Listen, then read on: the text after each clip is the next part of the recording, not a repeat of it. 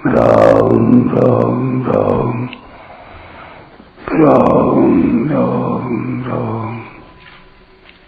राम राम राम नारायण नारायण। संबंध। अब आगे के 44वें श्लोक में वैश्य और शूद्र के स्वाभाविक कर्म बताते हैं। कृषि गौरक्ष वाणिज्यम वैश्य कर्म स्वभावजम परिचर्यात्मकं कर्म शूद्रस्यापि स्वभावजम। खेती करना, गायों की रक्षा करना और शुद्ध व्यापार करना, ये सब के सब वैश्य के स्वाभाविक कर्म हैं तथा चारों वर्णों की सेवा करना शूद्र का भी स्वाभाविक कर्म है। व्याख्या। कृषि गौरक्ष वाणिज्यम वैश्य कर्म स्वभावजम।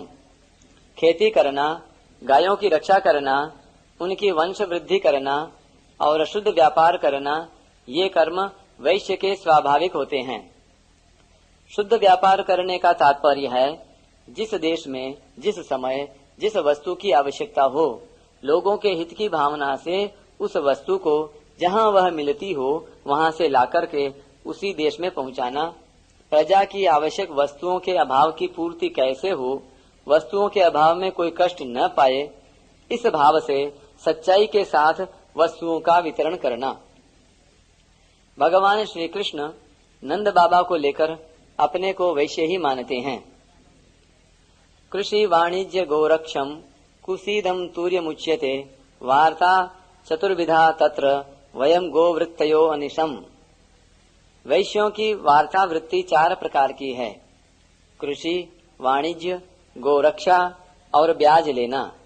हम लोग उन चारों में से केवल गोपालन ही सदा से करते आए हैं।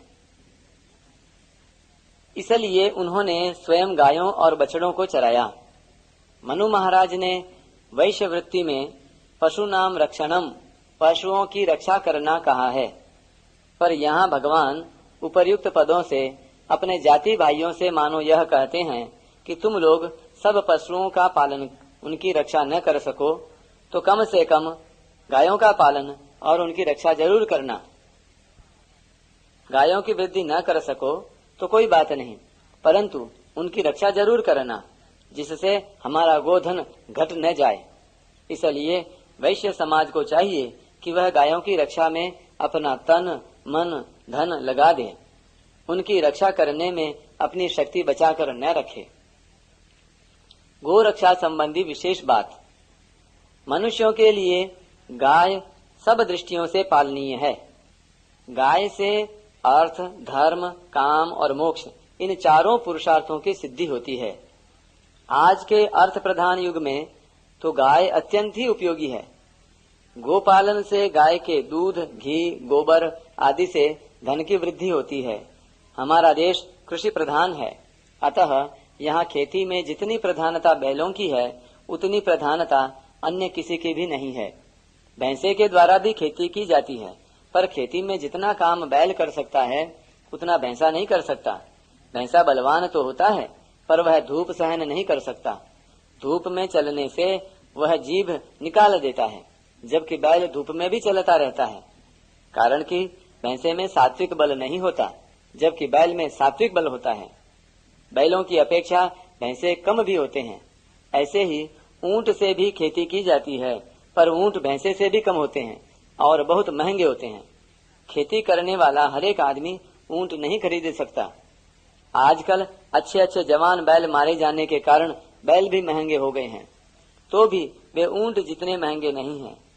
यदि घरों में गायें रखी जाएं, तो बैल घरों में ही पैदा हो जाते हैं, खरीदने नहीं पड़ते। विदेशी गायों के जो बैल होते हैं वे खेती में काम नहीं आ सकते, क्योंकि उनके कंधे न होने से उन पर जुआ नहीं रखा जा सकता। गाय पवित्र होती है, उसके शरीर का स्पर्श करने वाली हवा भी पवित्र होती है। गाय के गोबर गोमूत्र भी पवित्र होते हैं। गोबर से लिपे हुए घरों में प्लेग, हैजा आदि भयंकर बीमारियां नहीं आती। इसके सिवाय युद्ध के समय गोबर से लिपे हुए मकानों पर बम का उतना असर नहीं होता जितना सीमेंट आदि से बने हुए मकानों पर होता है। गोबर में जहर खींचने की विशेष शक्ति होती है।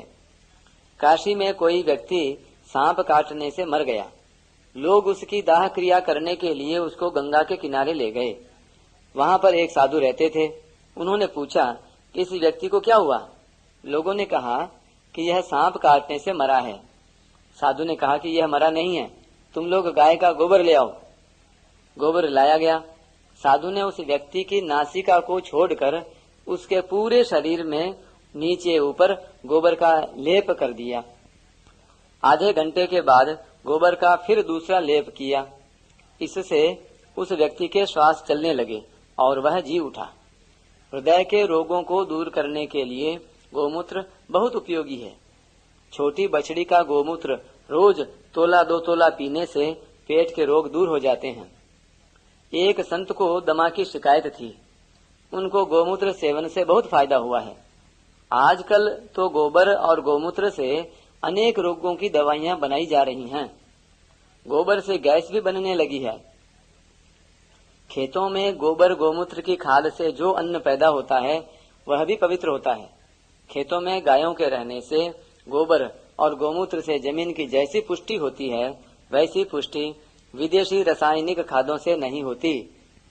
जैसे एक बार अंगूर की खेती करने वाले ने बताया कि गोबर की खाद डालने से अंगूर के गुच्छे जितने बड़े बड़े होते हैं उतने विदेशी खाद डालने से नहीं होते।